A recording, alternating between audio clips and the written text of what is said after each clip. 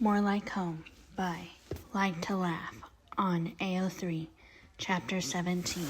Danny wasn't completely surprised when his phone rang a few hours later, towards the end of dinner.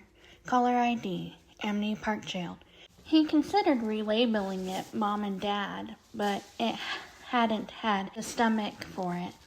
He looked at Alfred, who gave him a soft, sympathetic look and a nod, and then disappeared into the hallway to take the call. "Sweetie, is it true?"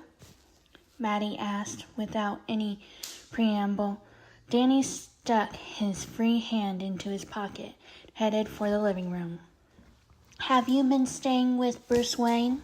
It was hard to tell how Maddie was feeling just from that.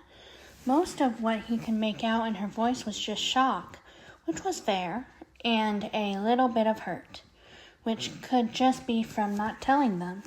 "Yeah," he admitted at last, wincing to himself. He really hadn't wanted to have this conversation before their trial was over, before they knew for certain that they weren't going to get out of this. I didn't want you to worry about it. Hadn't wanted to bring up anything, even close to the fact that he didn't expect to leave again. "Didn't you think your father and I would want to know?" Maddie pressed, the hurt in her voice growing to become more potent. "Does it matter?" Danny asked, defensive despite his best efforts. He reached the living room and started to pace, not really focused on his surroundings. His chest thumped in a weak protest, reminding him that he was still hungry. "You knew I was in Gotham, and you know why I couldn't stay with Vlad. You know Aunt Alicia doesn't want a kid. Why do you care so much I ended up here?" "I would have liked to know that you were being spoiled when your father and I were worrying about you," Maddie said, tart and cool, in a tone that he only heard her use with Vlad. Danny's chest twitched so sharply at the accusation that he had to check that it wasn't his core. "Shouldn't you be happy I'm being taken care of?" He snapped back, turning to pace the other way. He heard some scuffling in the hall, didn't have the attention to devote to it now. "I'm finally doing well in school again. I'm not being neglected or passed around. What the heck is your problem? Do you even want Jack and I to come home?" Maddie asked, hurt and pain, frustration simmering together until they threatened to boil over. "You and Jazz have always sympathized with ghosts. You have been taking their side from the very beginning. Is this what you wanted? Danny, did you want Jack and I to go to prison for trying to keep Amity Park safe from those monsters?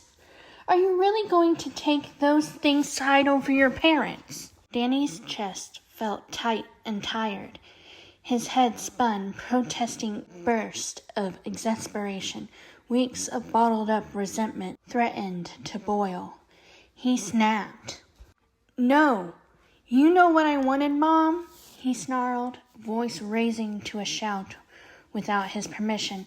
"I wanted my parents to wake up from their freaking delusions of scientific superiority and stop raving about how much you want to torture people. I wanted to be able to sit through a dinner without you debating the best way to peel skin and flesh off bone and ligaments. I wanted to spend time with my mom without you bringing up your latest weapon. It's like it's normal to be excited to hurt people all the time. But I didn't get that. Instead, we're here, and you still can't get through one single stupid conversation without reminding me how much you hate ghosts." "They're not people, Danny," Maddie snapped back, her voice raising slightly.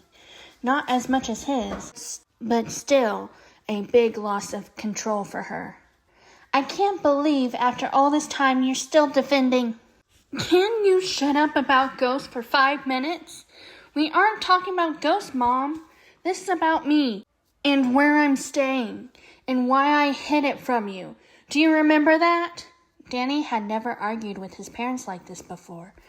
Not like this, where they screamed at each other in blind rage, Jazz did sometimes, but Danny hated arguing at all and always backed down before they got to that point. He felt hysterical. Do you even care where I am and who I'm with? Or did you just call me to tell me how everything's Phantom's fault again? Do you think I love ghosts more than I love you? You can't even call me a gold digger without making it about stupid freaking ghosts. How dare you? Maddie snapped. Everything Jack and I do is to protect you. You'll be grateful for it someday, once you finally understand what ghosts really are. And you will wish that you had tried to understand sooner. Was this dramatic irony? It felt like dramatic irony. All I know is that Jazz and I asked you every day for 2 years to rethink your stance on ghosts. And you didn't even consider it. And if you had, we wouldn't freaking be here. The pause that followed held more weight than the entire argument that came before. I'm going to discuss the custody arrangements with your father again, Maddie said with a mildness that could only read as venom right now. Since we don't have any reason to believe your accusations you made against Vlad. Shock and disbelief, then hurt, then rage filled Danny's chest, one after another, leaving him speechless. It was a betrayal that he hadn't thought his mother was capable of. Not just calling him a liar, not just threatening to hand him over to Vlad, but to do it over an argument, like it was some kind of punishment and not his whole life. Fine, he hissed at last. Maybe if you ask nicely, he'll show you the videos from the cameras he puts in my freaking bedroom. 'Cause if I end up in his house, I'm sure as hell never talking to you again. His mom didn't reply to that. After a minute, he realized it was because the phone had crumpled in his hand like a soda can. He dropped the pieces without ceremony, his emotions churning up such a storm inside him that it circled all the way back around to numb. His vision swarmed like a thick layer of tears, and his chest was so tight that it was hard to draw his next breath. He wanted to hit something, but he'd probably cry first. His head felt dangerously floaty. Baby spook? Danny looked up, already stiffening despite his best efforts. Dick, who rushed over as soon as the news dropped, gave him a gentle smile, putting a hand on his back, guiding him towards the couch. A thin coating of frost covered everything. Oops. Dick pushed him onto it, anyway, and then sat next to him. Not quite a hug, but obviously there if Danny wanted it. Instead, Danny dropped next to him and put his head in his hands, trying to stop it from spinning. Hey, Dick said, voice soft. Was that your first argument like that? Danny nodded. It's okay. I know it feels like the end of the world right now, but you're both going to be okay. Bea and I used to argue like that all the time, and look at us now. Danny tried to snort, but his chest was quivering too much. Dick grinned at him, sympathetically in his eyes. It sounds like this was a long time coming anyway. You can't bottle things up like this forever. Danny made a vague noise in reply and reached up and wiped his eyes. He just smeared the tears around. She's saying how I don't want them to come home, he croaked, leaning down as if to protect himself. Acting like I just want to live with Bruce because he's rich and famous, and not because they're being tried for supervillainy, and they're not going to win. Says more about them than it does you, doesn't it? Dick said lightly. Danny snorted, letting his head drop, breathing in and out, but the tears coming just as fast, dripping down his cheeks. People say things they don't mean, Spook, especially when they're upset. She probably doesn't really believe most of the things she said. Danny sniffed. You don't even like my parents. It wasn't a secret. All of the bats talked about his parents with clear disapproval, ranging from politely veiled dislike, Duke, to open scorn, Damien.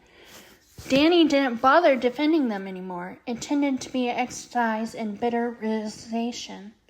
No, I don't. Dick admitted frankly. But it's not really my opinion that matters here, is it? Danny was grateful for that, though he wasn't sure how to express it. He hiccuped.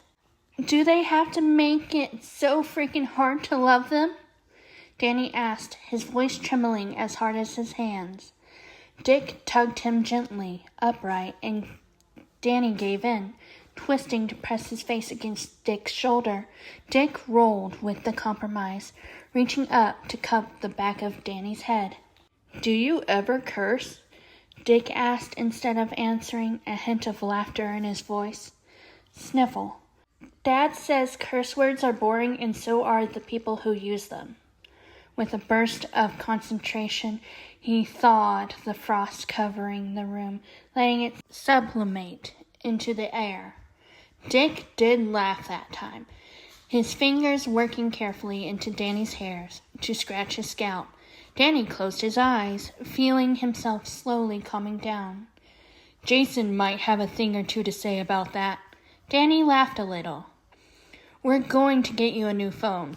Maybe a reinforced one like Con has, if you're going to go around crushing them with your bare hands. Danny gave the crumpled glass and metal a rueful glance. Sorry, he mumbled. Dick hummed reassuringly. You're allowed to be mad at your parents, you know, he said after a moment. Danny stiffened.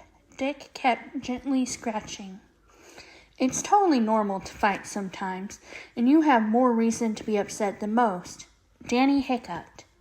I just wanted to have a conversation where they don't call me a monster. I know, Spook. Maybe this will be a wake-up call they needed. Pause. Come on. Alfred's making cookies, and I know you haven't tried them yet, but they're worth starting fistfights over. Bruce arrived early the next day, expression grim and stormy. Babs texted Danny to let him know when Bruce was close, so he could be waiting in the living room, fidgeting impatiently until Bruce arrived. Bruce tossed Danny 2 vials as he came in, leaving Danny to catch them out of the air. Wait a few hours before taking a third, Bruce warned him. Don't take more than that today. Your medical notes indicate that rapid influx of energy will make you sick. Got it, Danny forewent the mixer entirely and downed the concentrated ectoplasm like a shot, making a face at the taste. The second went down just as quickly. Within a minute, he felt better, his head clearing as the energy rushed straight to his core. How many did you get? I restocked the infirmary's emergency supply, as well as the one in your first aid kit, Bruce said without changing expression. Danny winced, his face heated up.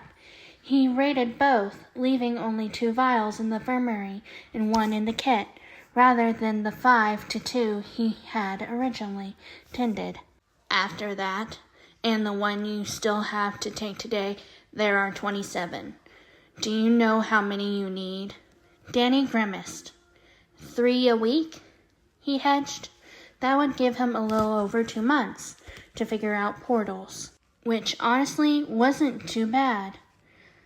I'm not sure, obviously, but that's my first guess. Bruce nodded sharply. Increase it if you still feel hungry after that.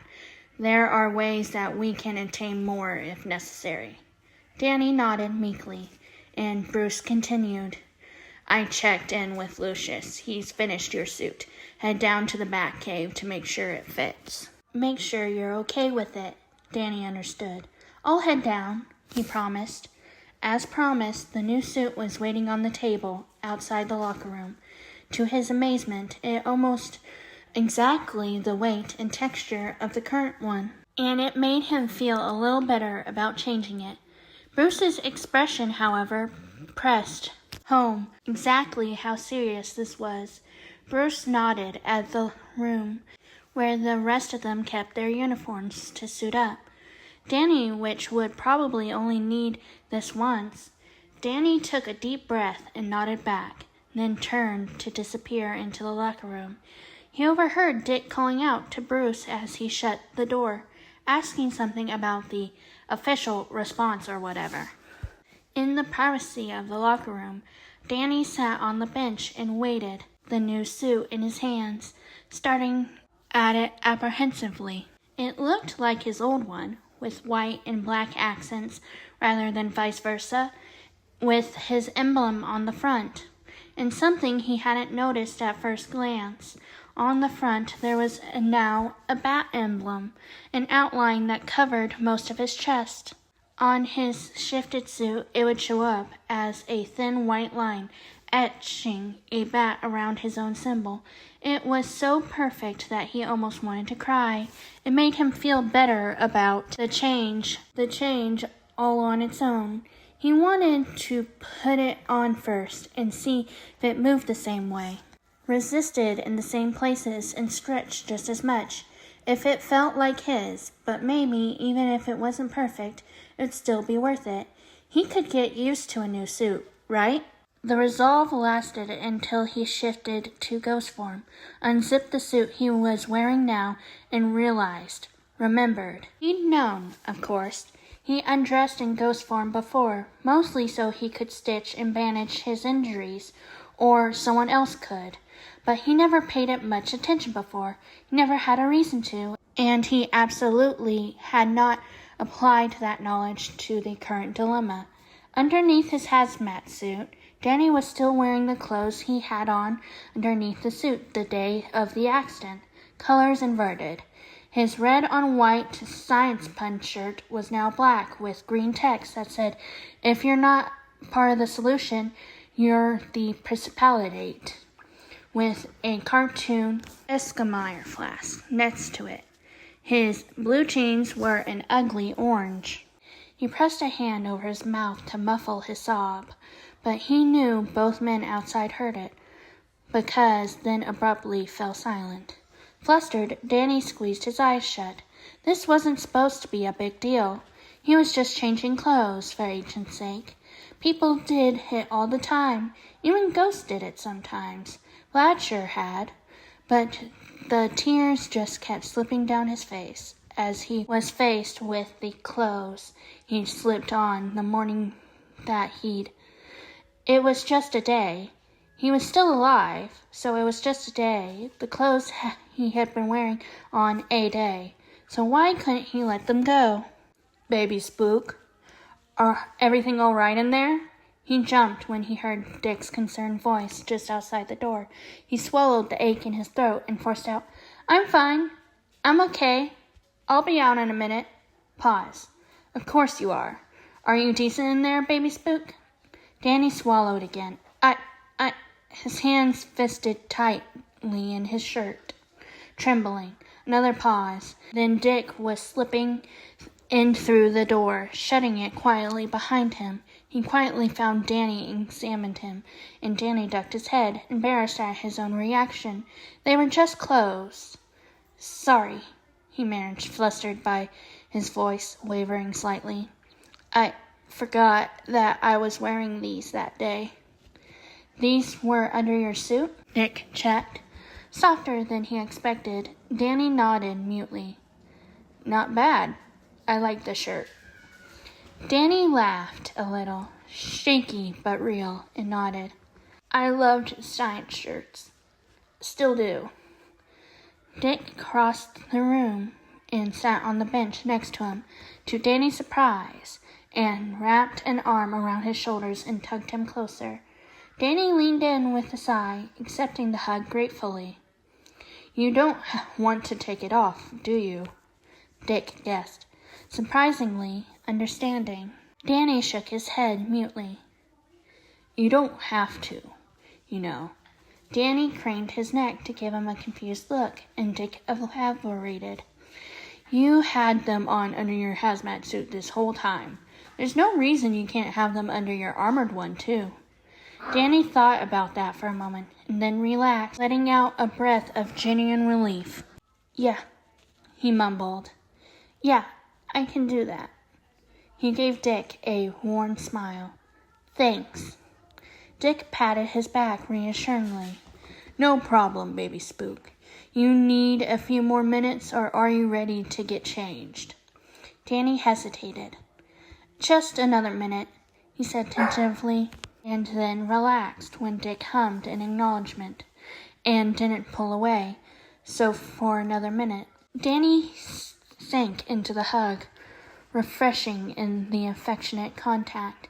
He hadn't even realized he missed it so much, but he was so used to so much physical affection at home, he hadn't even recognized the longing for what it was.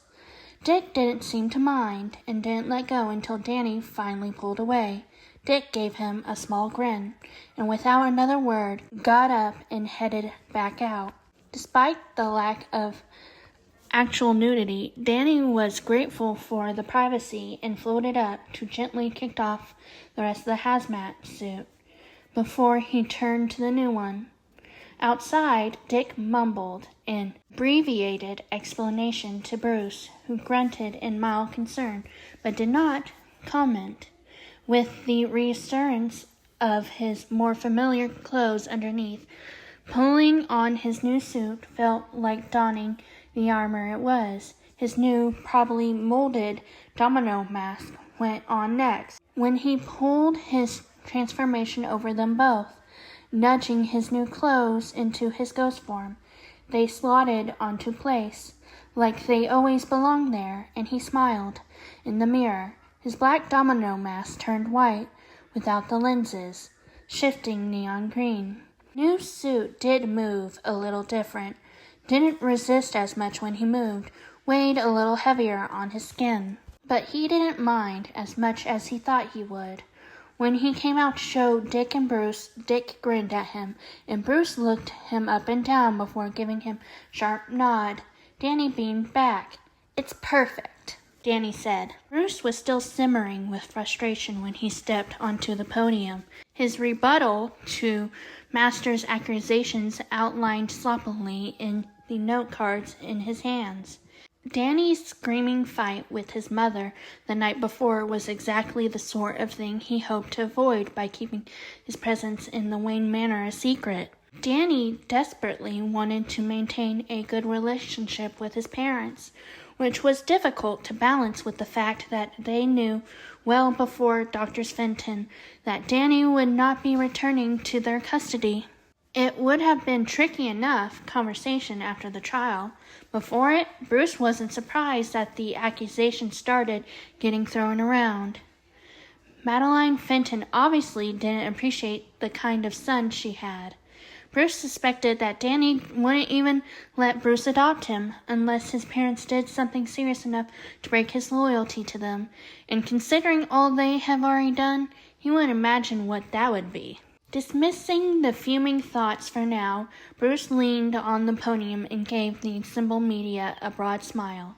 "Congratulations, it's a boy," Bruce announced, loud and cheerful. He reached up and scratched his head sheepishly, and adding a shrug for effect.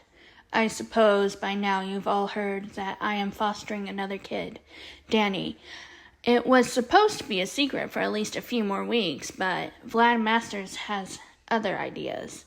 He chuckled. A few hands went up in the crowd, which Bruce startlingly ignored for now. "For those who don't know," Bruce said, glancing down at the speech cards in his hands, old-fashioned hazy lays. "Yesterday evening, Vlad Masters leveled several accusations against me.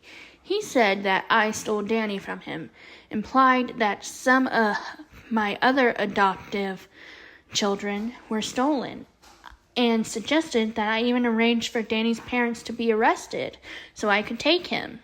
He gave the cameras a gleeless smile. "Now, those are some pretty serious accusations. I hope I haven't done anything to make people think of that. I don't have that many children, do I?" He could count on his fingers, giving up after 7, 8, 7, with the cheapest smile. The audience tilted. "Anyway, I don't want to speak too much on Danny's situation because he's still a foster after all. He does have his privacy." Bruce shrugged, keeping his smile wide and unworried. "But if you're done your research, you already know that his parents are awaiting trial, and we won't know until afterward if this arrangement will be permanent. The goal in fostering is reunification, after all. Not that he had any intention of allowing that in this case, but he supported the philosophy. He dropped his smile, something he didn't do often when he appeared as Brucey, so the whole audience sat up and took notes.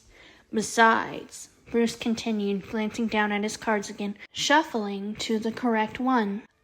Vladdy should be well aware why he wasn't granted custody, considering how many public shouting matches he and Danny have had.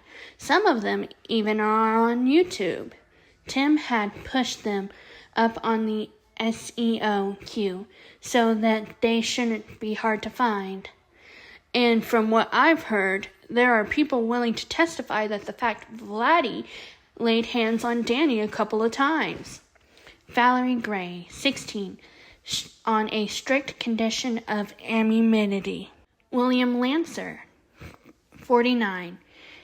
Angela Foley, 38. Ida Manson, 89.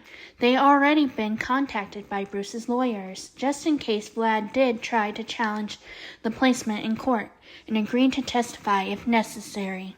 Apparently, Vlad didn't think anything of grabbing and yanking Danny by the arm or the shirt in front of others. Excited murmurs of well-fed gossip mongers rose from the crowd of media, and Bruce smiled again, somewhat thinner than before, but just as vapid. It had been foolish of Vlad to start this fight. Brucey Wayne had nearly half a century of dedicated good will over him. The man's welcome to pursue his own suspicions, of course, Bruce said, but I have, some number of kids who all say they're at least tolerate me. The crowd tilted again. And one kid that's been fighting tooth and nail not to get placed with Vlad. I'm not the best at math, but I don't think that adds up in his favor. Bruce took a breath to continue, bolstering his smile, and was almost immediately distracted by a sharp vibration on his arm. His smartwatch, which was hooked up to his kid's panic buttons. He didn't need to look down to guess what happened. Danny. The announcement was a distraction.